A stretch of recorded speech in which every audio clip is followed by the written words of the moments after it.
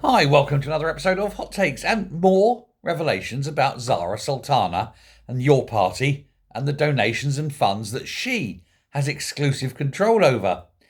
It's standing currently at £800,000, and there are some within the party that are getting concerned at the fact that she is the one holding the key to the money box. She said that she will transfer over in tranches monies.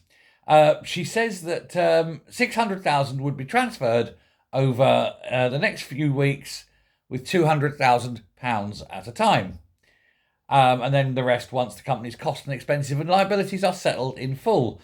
But there is people within the party that say that this is wrong and that the whole amount should be transferred over in one go immediately, and that she should not have any control over the monies whatsoever. Now, this, of course, all kicked off because she was the one that set up the, we'll use the word alternative rather than fake website with a unique payment system that went directly into a fund that she alone controlled. I'm not saying that there's any kind of embezzlement or ne'er-doings, anything like that, but it does kind of implicate that that was one of the plans, maybe. There's been major financial rows over this, and there's been financial rows between her and Corbyn, of course. And indeed, MOU Operations, which was the company that was set up in order to grab this money, it was thought that this would be transferred over to your party control once it was formally registered. It's never been formally registered, and it still hasn't been handed over to party control. Dear me. And it's been months now. Nobody knows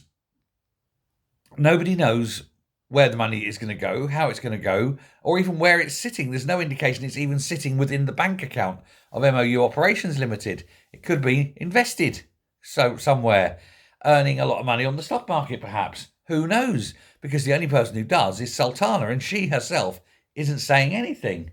Doesn't it stink? She's been told that they can't accept money related to her membership launch due to legal risks. And she's trying to offload it. And yet the party say they absolutely need the money. And so here's the point. How can she transfer that money over so she doesn't look like a crook and yet not give it directly to the party because it may have the risks associated if it was obtained illegally? Because imagine, for example, the money was obtained illegally and everything wasn't above board, and they would by law be forced to give it back.